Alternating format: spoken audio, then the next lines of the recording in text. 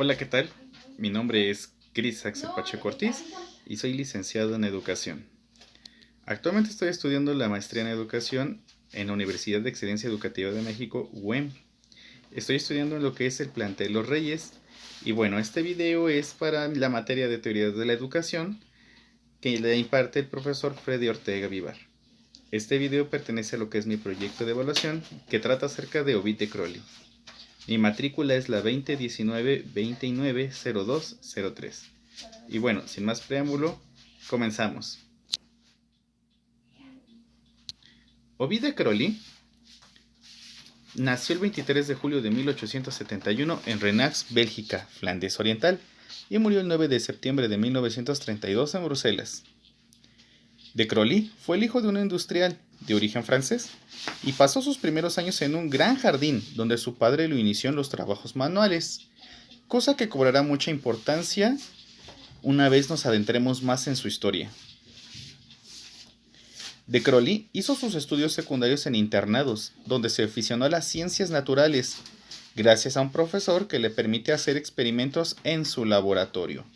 Desde aquí de Crowley tuvo más interés en lo que son las ciencias naturales y en especial por la medicina. Una vez que obtuvo el título de médico en la Universidad de Gante, continuó sus estudios en Berlín y después en París, donde bajo la dirección del profesor Philippe estudió los derechos de los tabéticos, orientándose así hacia las enfermedades nerviosas. Y pues bueno, de Crowley empezó siendo doctor.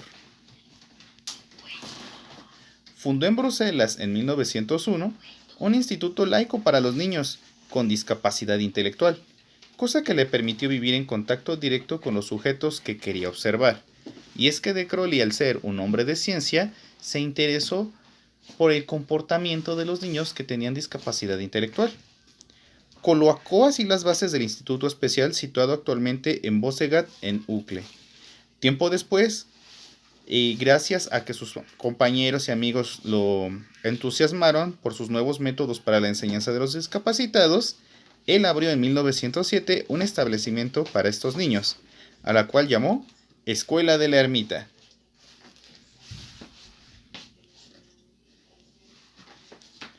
Al igual que Montessori, primeramente se abocó al campo de la medicina y la psicología, para más tarde especializarse en el área de la educación y la pedagogía, a partir de la experiencia que desarrolló trabajando con niños que presentaban retraso mental. Y es que a él le interesaba primeramente la medicina, la psicología, dentro de un campo muy científico. Sin embargo, poco a poco se fue interesando más en el trabajo social de cómo enseñarle a estos niños que tienen déficit intelectual.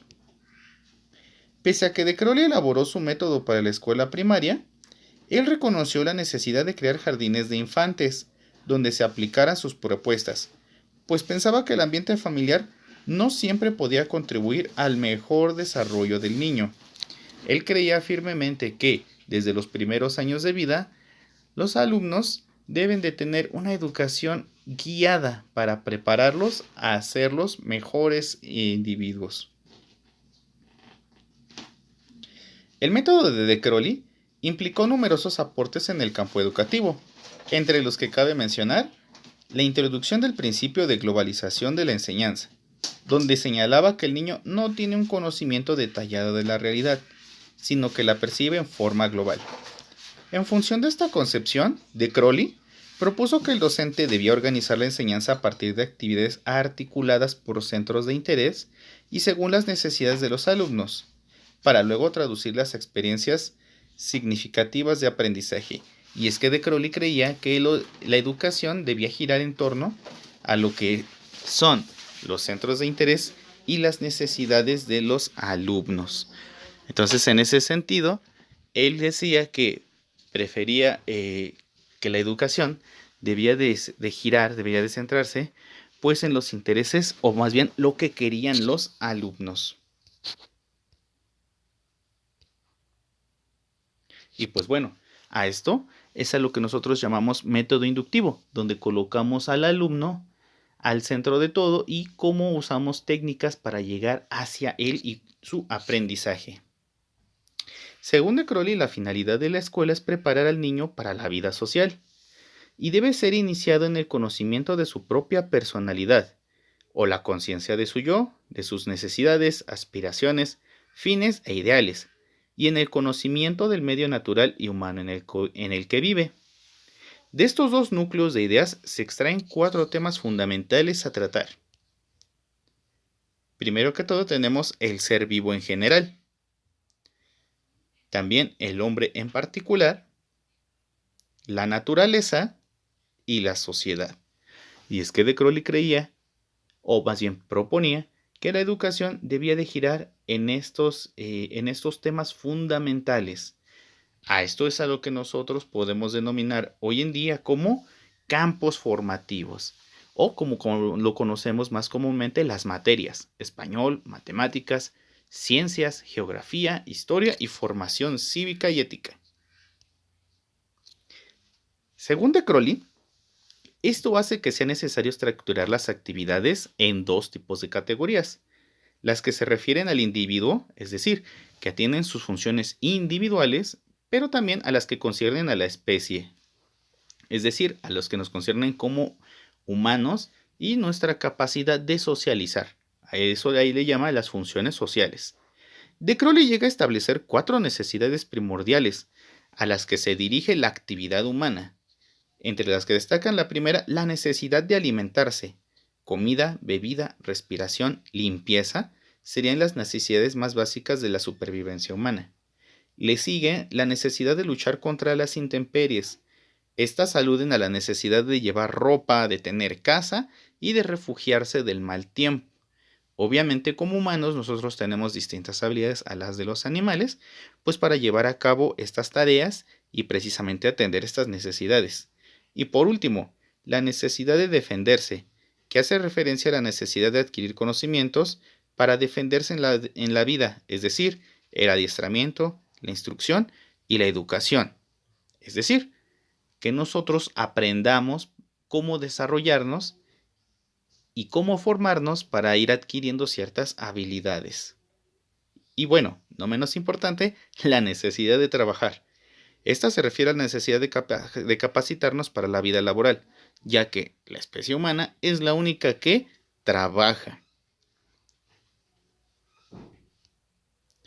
Asimismo, para De Crowley, el medio es una pluralidad compuesta por el niño y la familia, el niño y la escuela, el niño y la sociedad, el niño y los animales, el niño y las plantas, el niño y la tierra, el niño y el sol, la luna y las estrellas.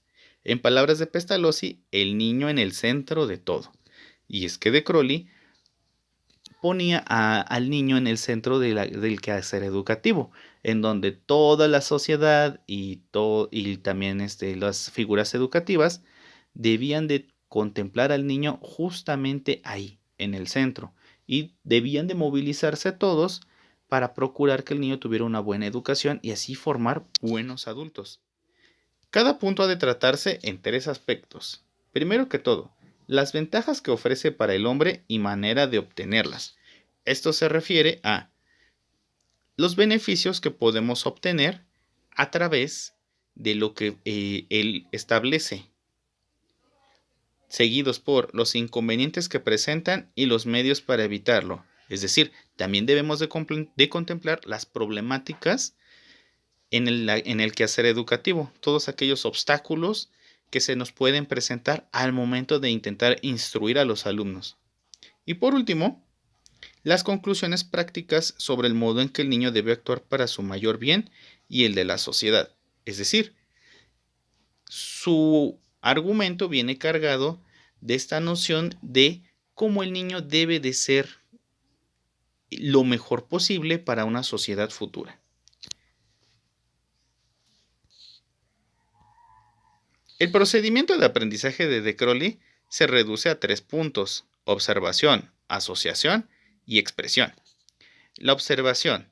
El objeto de esta fase es acostumbrar al niño a hacerse cargo de los seres, las cosas, los fenómenos, etc. Esto supone el cálculo y la medida, el lenguaje y las ciencias naturales. El niño obtiene los conocimientos mediante la observación del entorno y con la ayuda del maestro. Esta propuesta de Crowley nos menciona que el niño debe de observar. En ese sentido, no debe de únicamente escuchar o copiar como muchos de nosotros acostumbramos a hacer o como creemos que la quehacer educativo debería de ser, sino en ese sentido el niño es el que observa y aquí el maestro únicamente funge como una figura de guía. Luego tenemos la asociación. El fin de esta fase es relacionar los conocimientos adquiridos por la observación. Pero no basta con tener los conocimientos, sino que se debe saber relacionarlos entre sí. A esto nosotros lo llamamos transversalidad en las materias, en los campos formativos, en donde diferentes conocimientos nos pueden servir para diferentes momentos y para diferentes materias. La expresión. En esta fase se pretende comprobar la legitimidad de los juicios del niño, es decir, el nivel de adquisición. Corresponde a la expresión oral y gráfica, a los dibujos, los ejercicios físicos y los trabajos manuales que demuestran si el niño ha obtenido y retenido realmente los conocimientos aprendidos. Y aquí, de Crowley, más que establecerlo como una manera evaluativa, establece que si el niño realmente ha adquirido los conocimientos necesarios y tiene conciencia del yo mismo, va a ser capaz de expresar estos conocimientos a través del lenguaje oral y escrito. Para de Crowley, estas tres fases encierran el aprendizaje a través de sentir, pensar y expresar, que forman la trama de la actividad mental.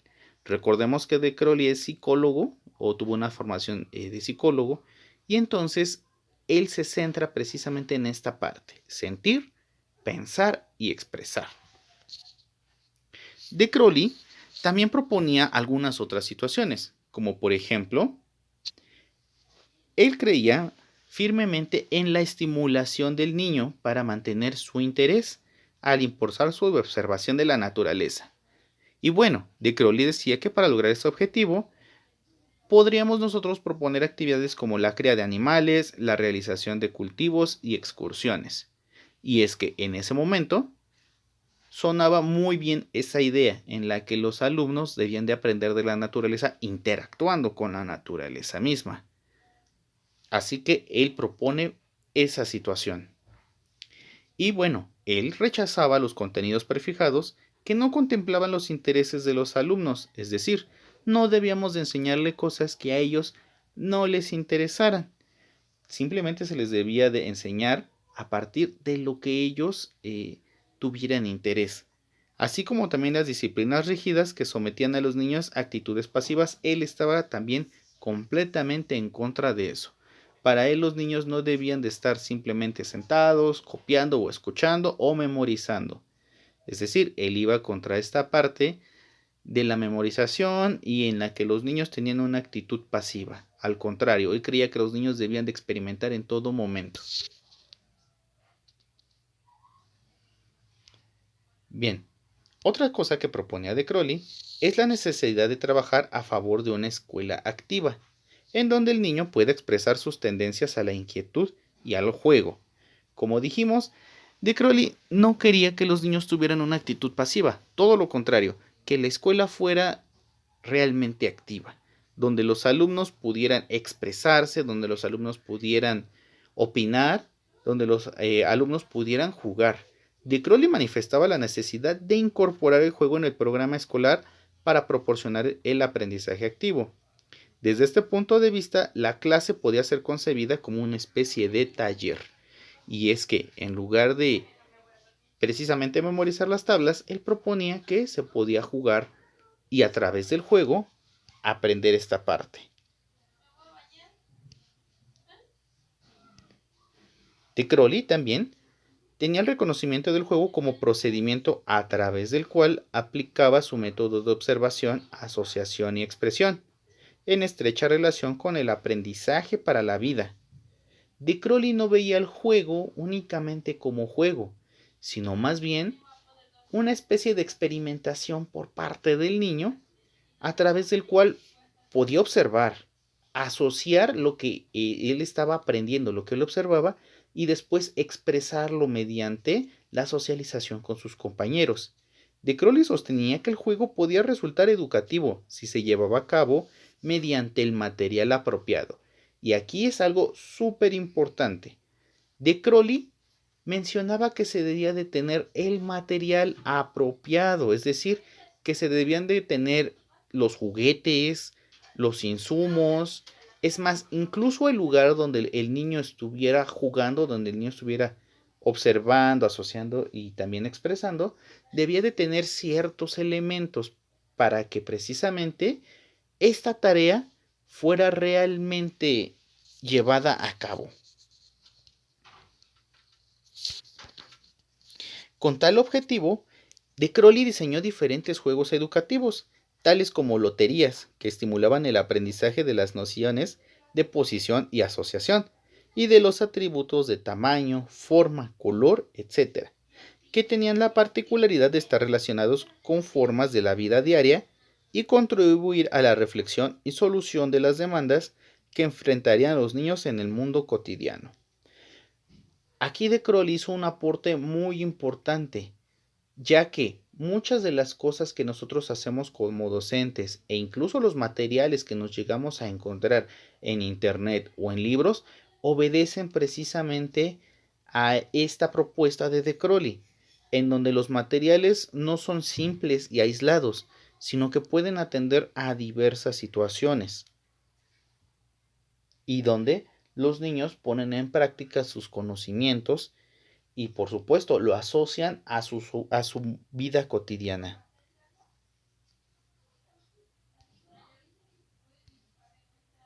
Ahora, De Crowley, como mencionábamos, es muy insistente en esta parte de los materiales. Él mencionaba, por ejemplo, que se debía de tener ventanales abiertos en las aulas para permitir la entrada de aire y luz. Entonces, en ese sentido, él no creía que los salones tuvieran que ser como celdas, todo lo contrario, tienen que ser espacios abiertos, agradables, para que el niño pueda observar, para que el niño pueda vivir de manera divertida lo que es la tarea educativa y que no fuera limitado. Así como también el profesor debe de tener armarios con gran cantidad de juegos educativos. Es decir, tener bastantes materiales. Yo creo que nosotros como docentes tenemos, a lo mejor no un armario completo, pero sí tenemos muebles en nuestro salón de clases donde precisamente tenemos algunos materiales, desde loterías, fichas, juegos y es más, hasta algunos juguetes que precisamente nos ayudan a este quehacer educativo con nuestros alumnos. Es decir, no solamente tenemos una pelota por tenerla, tenemos una pelota porque nos pueden ayudar a varias tareas, ¿verdad? Por ejemplo, el juego de la papa caliente se puede jugar con la pelota, atendemos lo que es la motricidad gruesa, pero no solamente eso, sino que podemos implementar un sistema de preguntas de algún tema que hayamos visto en clase. O es más, incluso tan solo para participar en cuestiones de valores y en cuestiones que les inquieten a los niños. Y mediante el juego, el niño aprende. Ahora bien, la importancia de prescindir de mobiliario especial o de plataformas que fueran utilizadas por el maestro y la maestra en el salón de clase. De Crowley creía firmemente que pues los maestros sí debíamos de tener mobiliario especial que nos ayudara a esta tarea educativa. Y pues bueno, es una realidad que muchos maestros ni siquiera tienen pintados sus salones, ¿verdad? A veces no cuentan ni siquiera con una ventana bien, con una cortina bien. Y pues bueno, es algo de lo que carecemos. La consideración del rol del docente como un guía. Aquí ya había expresado anteriormente que de Crowley, más que ver al maestro como un líder, él lo asocia más como un guía. Un dato interesante es que en las experiencias de Crowley trabajaban maestras jóvenes, porque él consideraba que las maestras jóvenes aún conservaban un espíritu infantil en el trato y en el trabajo con los niños. Además de Crowley, también mencionó que los grupos debían de formarse de manera homogénea y cuyo número no superara la cantidad de 20 a 25 estudiantes. Es decir, él consideró la idea de que los niños debían de pertenecer a cierto rango de edad, por ejemplo, y por supuesto, que el número no superara a los 25 estudiantes, ya que esto de cierta manera dificulta la tarea educativa por parte del docente y por supuesto también dificulta esta parte del desarrollo social entre los alumnos. Y es una realidad que en los salones llegamos a tener hasta 60 alumnos y de verdad que se convierte en una tarea titánica el atender tantas y tantas y tantas necesidades que surgen en el día a día con nuestros grupos. En conclusión, De Crowley realizó múltiples aportes a la educación y que siguen permeando hoy en día. Los docentes deberemos retomar pues algunas de estas cuestiones, como el juego, visto como una actividad necesaria para fomentar las habilidades para nuestros alumnos y su desarrollo como personas activas y funcionales en la sociedad, y no simplemente verlo como un premio o verlo como algo que podemos hacer durante el día si tenemos tiempos muertos, sino el juego realmente como una herramienta. Y pues bueno, además también nos serviría para desestresarnos un poco. Espero que les haya gustado este video acerca de Ovid de Crowley. Y pues bueno, eso es todo de mi parte. Bye.